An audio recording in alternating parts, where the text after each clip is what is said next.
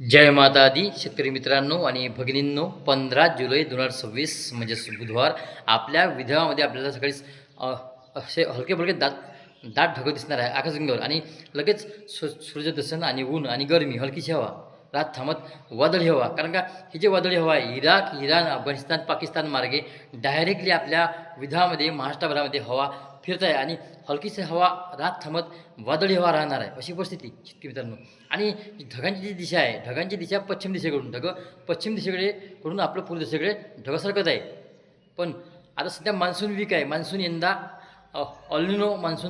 Monsoon यंदा अल्निनो असल्यामुळं सध्या मोठी सिस्टम बनत नाही आणि जे काही सिस्टम बनतात आहे हे सिस्टम बनत आहे म्हणजे पॅसिफिक महासागरामध्ये आणि हे त्याच भागामध्ये चक्रीवादळ बनून त्याच भागामध्ये जपान आणि चीन देशामध्ये जास्त खूप पाऊस आणि खूप धुमाकूळ, खूप हवागाराट, खूप पाऊस, अतिमुसळधार, कारण का बऱ्याच ठिकाणी खूप पूर परिस्थिती अशी निर्माण. पण ज्यावेळेस आपल्या मान्सूनवर लाल निना सक्रिय असतो त्यावेळेस आपल्या महाराष्ट्रामध्ये आपल्या संपूर्ण भारतामध्ये खूप पाऊस पडतो. पण यंदा पावसाची परिस्थिती खूप थोडीशी बिकटच आहे. आता अल्निनोमध्ये पाऊस येतो पण थोडासा कमजोर असतो.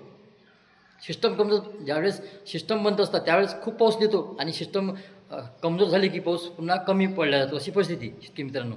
आता जो काही येणारा पाऊस आहे हा आपण 15 जुलैपासून बोलू. 15 जुलैचा जो काही पाऊस आहे चंद्रपूर गडचिरोली जिल्ह्यातल्या एक दिवसा भागामध्ये ढगांचा गडसं किंवा ढगनगरस्थ आणि बाकीचा उग्रच भाग आहे विदर्भाचा, या भागामध्ये बाष्पिक वारे येणार आहे आपल्याला.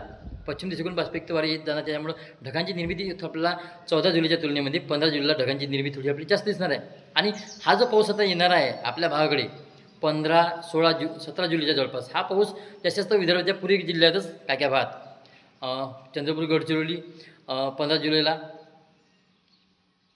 आणि 16 जुलै चंद्रपूर गडचिरोली या भागातच पावसाची शक्यता.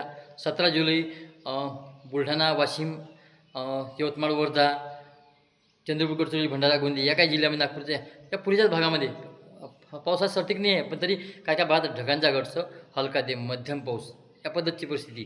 आणि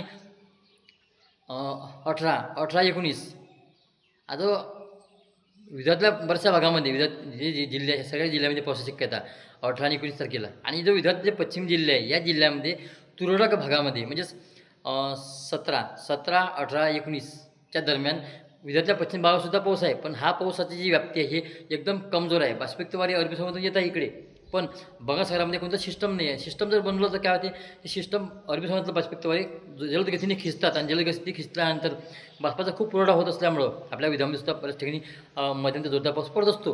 पण त्याच्यात तशीच परिस्थिती सध्या निर्माण व्हायला वेळ आहे. त्यामुळं जास्त मोठ्या पावसाची अपेक्षा करू नका. पाऊस हा हलका ते मध्यमच पाऊस, बऱ्याच ठिकाणी हलकासा पाऊस किंवा आणि हा पाऊस दिवसभर पाऊस नाही, दिवसभर आपल्याला कळकून तापणार आहे, गरमी होणार आहे, हलकीची हवा, वादळी हवा अशी परिस्थिती अधूनमधून.